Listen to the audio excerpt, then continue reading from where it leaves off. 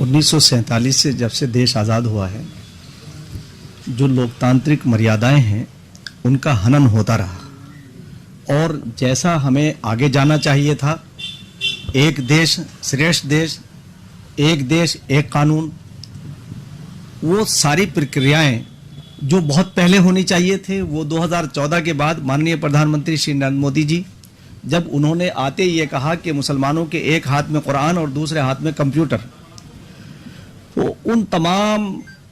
योजनाओं को जो माननीय प्रधानमंत्री नरेंद्र मोदी जी की हैं, सबका साथ, सबका विकास, सबका विश्वास और सबका प्रयास, बगैर किसी भेदभाव के अगर उन योजनाओं को लागू किया है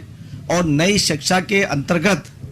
जो हमारे माननीय मुख्यमंत्री पुष्कर सिंह धामी जी ने मदरसा बोर्ड का विस्तार किया है और मदरसा बोर्ड में अब तक सिर्फ मुसलमानों को वहां से प्रमाण पत्र मिलते थे और वो प्रमाण पत्र भी आधे अधूरे थे जो कांग्रेस के कार्यकाल के अंदर उन्हें समकक्षता तक हासिल नहीं थी। हमने माननीय मुख्यमंत्री श्री पुष्कर सिंह धामी जी के सामने जब ये सारी चीजों को रखा और उन्होंने इसका विश्लेषण किया तो उन्होंने पाया कि मदरसों के अंदर जो गुणवत्तापूर्ण एजुकेशन की जिसकी जरूरत है वो उन्हें नहीं दी जा रही है, यानी धार्मिक एजुकेशन दी जाती थी तो 2023 से एनसीईआरटी का सिलेबस उन्हें पढ़ाया गया, उन्होंने अच्छा रिजल्ट दिया। और अब माननीय मुख्यमंत्री श्री पुष्कर सिंह धामी जी ने तमाम जितनी माइनॉरिटीज के अंदर जो अल्पसंख्यक समाज के अंदर आते हैं, बौद्ध, ईसाई, क्रिश्चियन, मुस्लिम, जैन,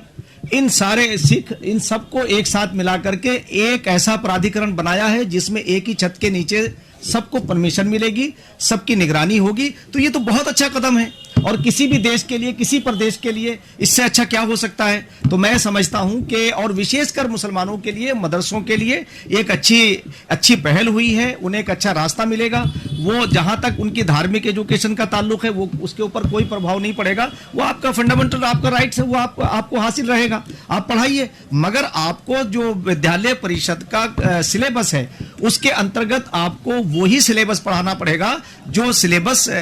विद्यालय परिषद का है और उसे पढ़ने के बाद इंजीनियर बनेंगे बच्चे, डॉक्टर बनेंगे, मेन स्ट्रीम से जुड़ेंगे। तो मैं समझता हूं कि यह मदरसों के लिए और मुसलमानों के लिए और समस्त पूरे प्रदेश के लिए एक अच्छी पहल है। मैं माननीय मुख्यमंत्री श्री पुष्कर सिंह धामी जी को बधाई देता हूं और माननीय राज्यपाल महोदय को भी मैं बधाई देता हूं कि उन्होंने इसके ऊपर हस्ताक्षर किए। और मुसलमानों से, विशेषकर मदरसों के लोगों से कहना चाहता हूं कि आप अपनी प्रक्रियाएं शुरू करें ताकि विद्यालय परिषद की आसानी से आपको उसकी परमिशन मिल सके।